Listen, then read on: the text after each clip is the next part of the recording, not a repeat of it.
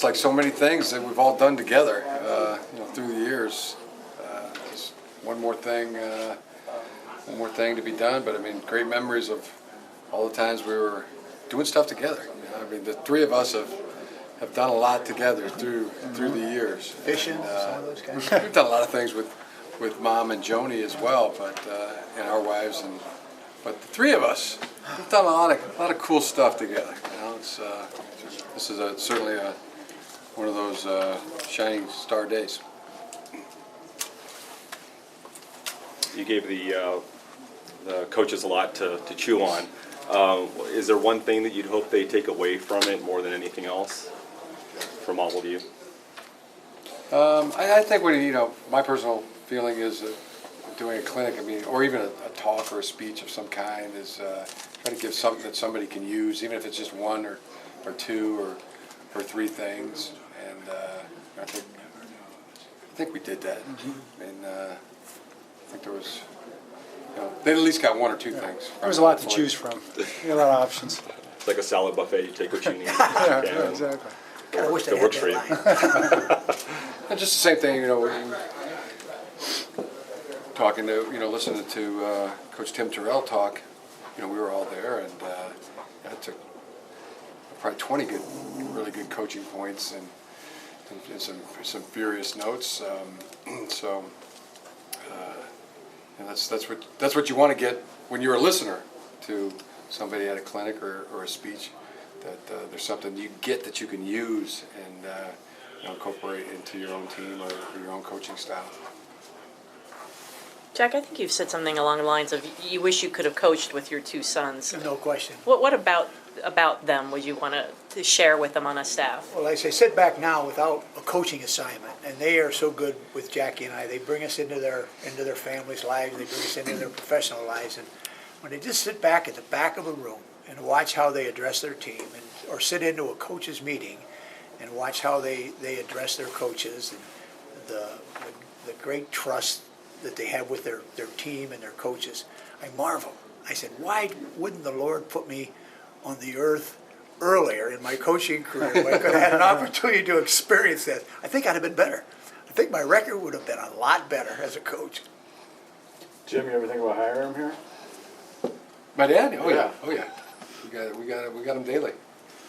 Sometimes he's over in Baltimore, and sometimes he's down in Bloomington. But when we do get him, we learn a lot and cherish it. So, Yeah. He's an honorary member of whatever staff I've ever been on. Same with John. He's full-time, more than full-time. He works for 3 coaches right now. He's got 3 staffs. It's a blessing. Hey John, why is it important for you? This is your second year coming out here and doing this clinic. Why is it important for you to do it? It's probably, as much as anything, Garrett, like Jim said, it's the 3 of us get to do something together. That's probably the main thing. And then to have our coaches, to have the honor of bringing our coaches out here and being a part of it, It's really interesting in the NFL. You don't get a chance to do too many clinics. Some of our guys will do clinics here and there in colleges. Dean Pease just did the Ohio High School Coaches Clinic. It's a chance to give back to coaches and kind of share. I remember going to clinics, and taking notes, as Jim said, furiously, and writing as many things down as I could, and walking away all pumped up and feeling like you were twice the coach you were before you walked in there. To get a chance to do that now from the NFL perspective is kind of rare. But then just the 3 of us get together and hang out and do stuff and be together. And, we went fishing 6 or 7 years ago up on Lake Huron. A great guy named Charlie took us out. The clinic went better than the fishing, I can tell you that. We broke the guy's boat, pulled down his top, remember? Broke his anchor. Jimmy got seasick. Jim Caught one fish. Caught one fish the whole time. But it was a doozy. It was about that long. We got it all up and we ate it. We all got like a little piece of fish. He never invited us back, did he? Never. I haven't talked to him since. We're better coaches than fishermen, I think. But one of the things for me today, to look up in those stands here at Chrysler Arena and see 1,900 ambassadors for this great game of ours in football. And you had to 2,000. 2,000? Over It's not 2,000. short the number. Well over 2,000. Yeah. With my promoter here. But to see that many ambassadors for our game, and our game's under some stress right now with the concussion factor and some of these other things. But the feeling that I had walking off the stage, and I'm sure both of you shared it, our game is in good hands. If these are our ambassadors, these are the ones that are promoting the ones that are working with the youngsters, the Pop Warners, and the junior high school football players in the high school football game, our game is in good shape. Do you guys feel responsible to be those ambassadors and provide opportunities like this and try to preach the gospel of football to these guys? Right. The gospel, the good news of football. Yeah, it's like that's the thing I think that sometimes we forget, and maybe it's just indicative of our culture, man. I mean, any little tidbit of negativity, gets turned over and diced and sliced and analyzed every way it can be, and in a lot of ways that's good. We want to get better and improve, but there are so many great things about the great game of football, and we talk about it all the time, and it was brought up today. There's never been a guy that's ever played high school football, a young man who's ever played high school football that looks back on it and says, you know what, I wish I hadn't done that. Every single person who's ever played the game is proud of being a football player. And that's because of the lessons that it teaches you. I mean, you grow up. It takes a certain courage. It takes a certain discipline. It takes a certain camaraderie and teamwork and selflessness, caring about one another. And those are things that, any high school young man, and football's, it's the man sport, it's the male version of that. And women get it. My daughter plays lacrosse. I mean, there are a lot of ways for this to happen. We're not saying football's the only way. But football's a unique sport in and of its own, and it teaches so many valuable lessons. And I think so many men, as we grow up and we become older and become fathers and husbands and those kind of things, we're better at all those things for having played the game of football. And that's the important thing to get across. And football coaches, we're talking to these guys, they know that. They know that, to encourage them and to kind of build them up a little bit in that way, I think is really important, because they're leaders of young men in the front lines on high schools and junior high schools, making a difference really, for our country, for society. And it is a part of it. It's not everything. We're not making it out to be everything. Like some people want to criticize and say, but it's a darn good thing. And we need to hold on to every good thing we have right now. You all really emphasize the importance of including family in the game of football, and you spoke about having your daughter at the Super Bowl with you. Right. What lessons have you imparted to her, whether it's athletic or life lessons, that you learned through football? Right. It's such a great question, because as parents, as a parent, how often do you have a chance to talk to your child and you tell them something and they go, oh, I got it, thanks, and they take it with them and they understand. It's not really what you tell them. Maybe we learn later, like, the things that, 25 years later, a parent hears their son or daughter say, and it's like, oh, they were listening.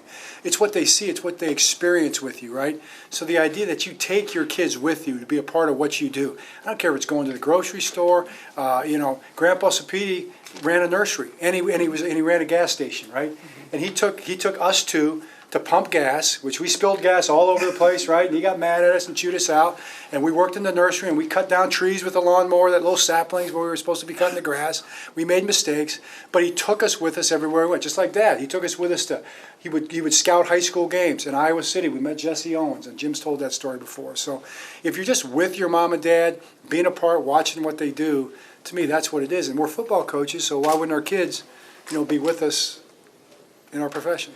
Well, one time, about 5 or 6 years ago, Bob Feller, some of you may remember the great pitcher with the Cleveland Indians, and he lived to be a ripe old age of about 93. And I read his in the last months of his life, they asked what his father had done for him. And he made it so tight and concise, and the three things his father did for him. Number one, he played catch with him.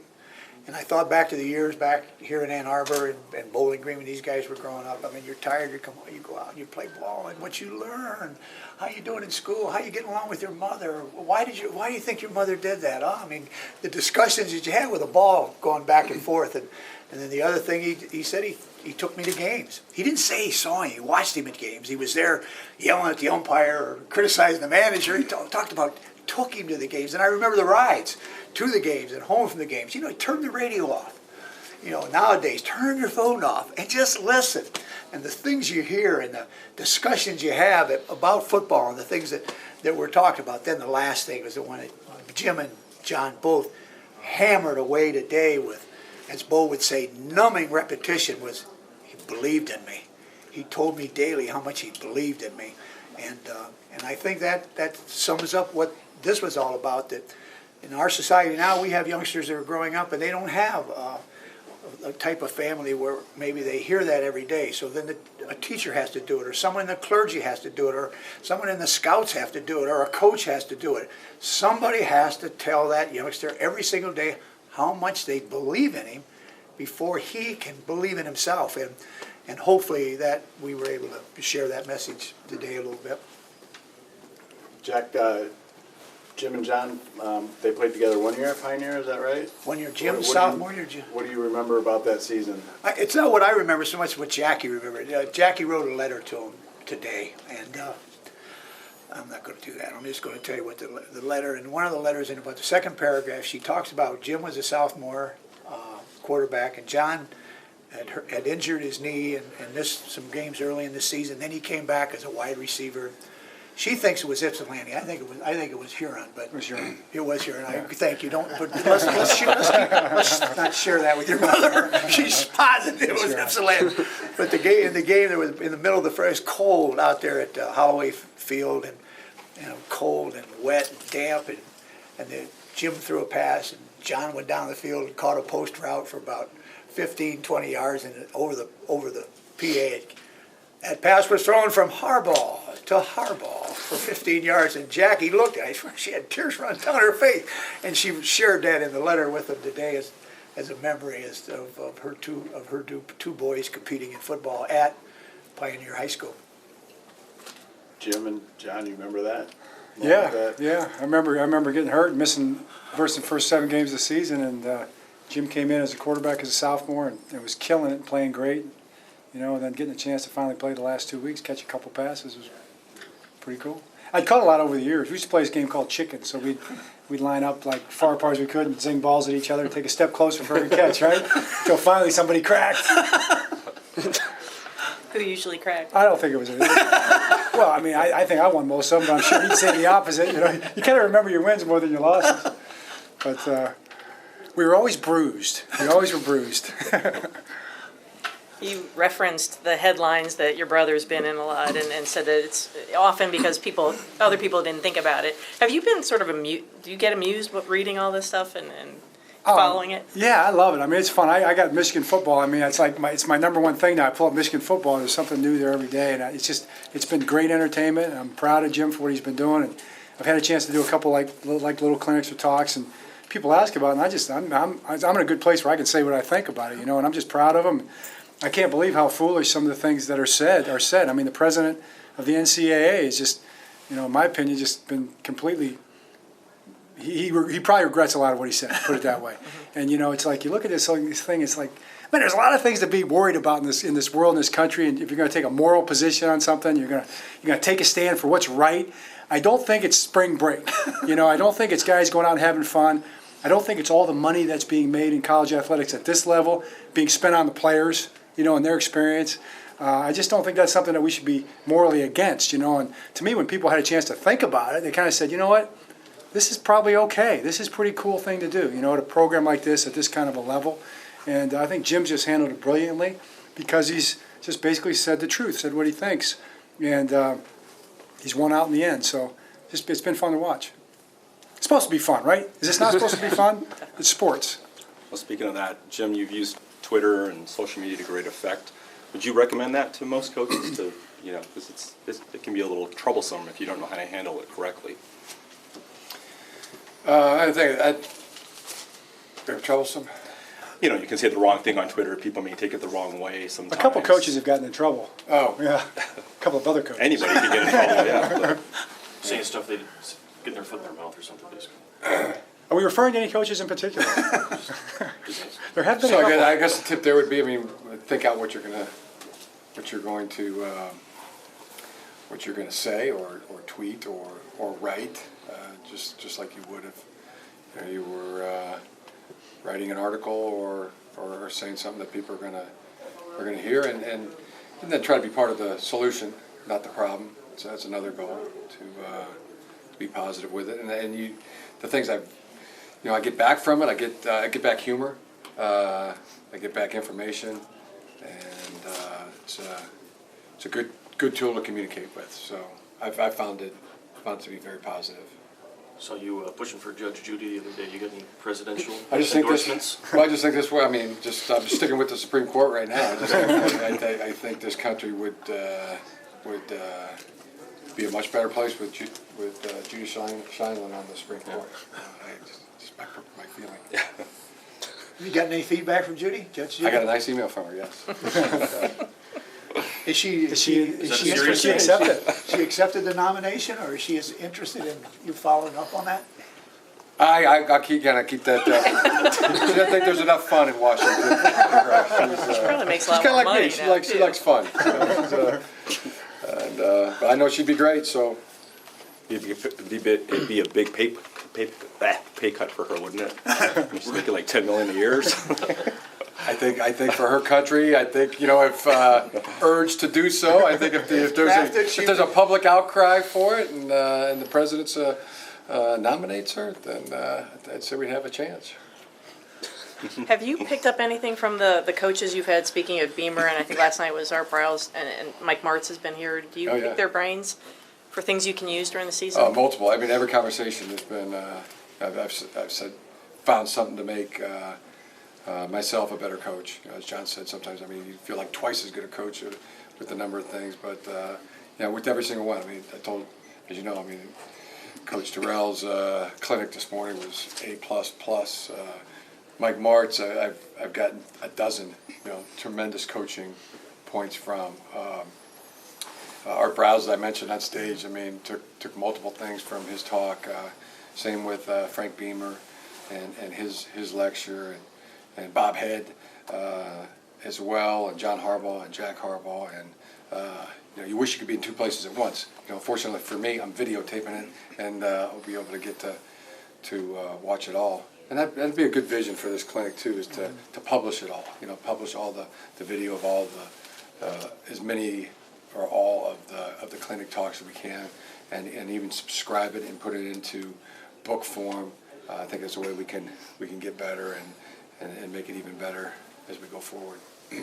John, I was just thinking, since tonight's the induction, when did you know that your little brother, and not by a lot of years, but when did you know he was a pretty good athlete? Well, immediately, like maybe as soon as I can remember. He was always. The thing about Jim was the competitiveness. He was always big. It was funny because I was born, then he caught up, right? And then usually I got a growth spurt at some point in time, and then he would catch up and pass. Until he finally he got to be 6'3", he got to be strapping Twisted Blue Steel there at 6'3". But I tell a story Did sometimes. somebody actually transcribe that? I'll tweet it to you. But the moment, Make sure we get that in. Can we get that out? Can we make that part of the story? I'll mention that to Sarah later. But we took a vacation, okay? I was like 26, 27. Jim had been in the NFL for 3 or 4 years. Took the family vacation to where? In Florida. Yep. By Jackson, Amelia Island. Takes us to Amelia Island. And little did I know that there was a reason that he brought us there, okay? So we get out on the beach, and I don't know. Maybe the last fight, maybe I had gotten the upper hand. I'm not saying I did, Jim. Maybe I did. Maybe that was something was bothering him or whatever. So we get into a wrestling match on the beach. Next thing I know is, boom, takes me down, and we're in the water now, under the water. And I'm like, okay, he took me down for a minute. Pop back up and wrestle. We're having fun, right? So I'm down in the water, and I'm still under the water, and I'm still under the water, and I kind of get this feeling of I don't think he's gonna let me up right away. And it comes up, is this the moment? Is this what it's all come to? Is he finally snapped? Has he finally got over the edge? Is this going to be the end? He kind of let me up and kind of looked at me like, does that settle it once and for all? It's the last time we had a physical. Did it flash through your mind? Headlines the next day. John Harbaugh succumbs to brother's drowning. Yeah, that'd be the way. That'd be the way I'd go down right there. Since then, we haven't wrestled at all. He made his statement. You remember that? I do. I'm just waiting for it. What? It's about to come. What? Well, every time you tell that story, you really get into it. It's very theatrical. It's very self-deprecating. Because I got you under the water. That's where I've left it. I've left it there. And this was the final confrontation. That's right. But every time that story's ever been told, then it leads to. That's not true. Somehow the Super Bowl now will merge. You look like a guy who was very self. He was going there. He was coming. I was waiting for it. Did I bring that up? I think I brought I was under. At the Super Bowl, you had me under the water. You did. Okay, I'm not sure what it is. Thank you. I appreciate that. Very self-deprecating. Word of the day.